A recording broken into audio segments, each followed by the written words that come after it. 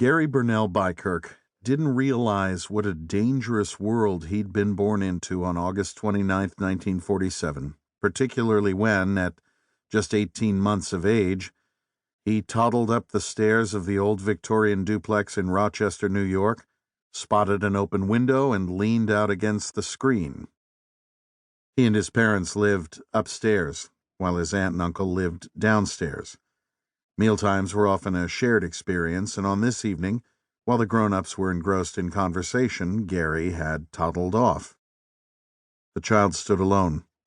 The wind blew off the shore of nearby Lake Ontario, ruffling his hair. For a moment, the screen held fast while the toddler fingered the clasp that held the screen shut. Directly out the window, more than 20 feet below, lay the marble-hard surface of a black-topped driveway. Years later, Gary would wake in the middle of the night, breathless, shocked awake by repeated dreams of falling. In his dreams, he fell and fell but never hit the ground. Fears soaked into his dreams like sweat soaked into his sheets. He feared breaking his head open. He feared the look on his parents' faces, anxious, desperate, as they peered over him in a hospital bed where he lay in critical condition. The latch opened. Gary tumbled out the window.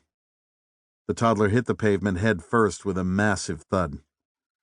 He was rushed to the emergency room at Strong Memorial Hospital, where X-rays showed his skull plates cracked in multiple places. The doctors, after closing the gashes in his scalp with more than 100 stitches, weren't sure he would survive the night. A priest came to administer last rites.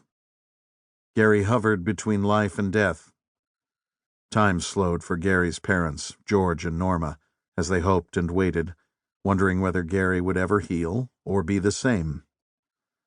An article in the Rochester Democrat and Chronicle, May 5, 1949, moralized, "Like too many youngsters before him, little Gary's curiosity led him to the catch on the screen." The Beikirchs were a middle-class family.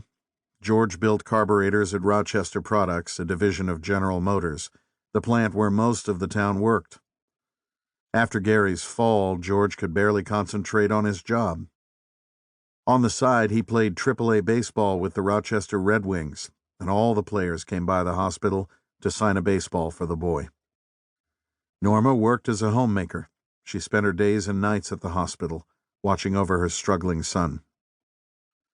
The parents had little to lean on, except the love and support of their extended family and friends. That, and they knew their son had the heart of a fighter.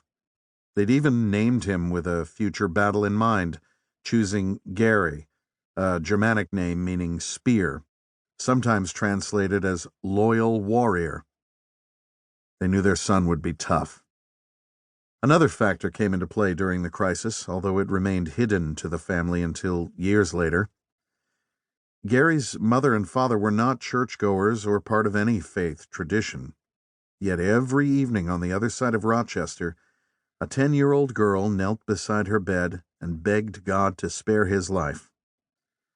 Gary's cousin Janet had been told the toddler would most likely die, but with all the faith of a child, she vowed to pray for his recovery for however long it took.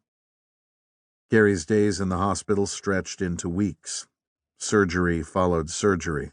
Stitches followed stitches. The doctors were concerned that even if Gary pulled through, he might experience long-term brain damage. Janet kept praying. The hospital stay grew expensive and strained the family. To help, Norma went to work on the same carburetor line as her husband. Tragically, her hand caught in a machine and was crushed. There were no disability payments then. Her hand never fully recovered, so when she could work again, she found another job at a clothing store to make ends meet. Slowly, steadily, against the odds, Gary fought his way back to full health. Doctors and therapists examined him and pronounced him cured. Gary's mental astuteness was deemed above average. His motor coordination was found to be excellent. The pediatricians didn't know exactly what had occurred, why the fractured pieces of Gary's skull had not pierced his brain or caused any lasting damage. They knew only that factors beyond the here and now had played in the boy's recovery. His parents chalked up this outcome to things that can't be fully explained.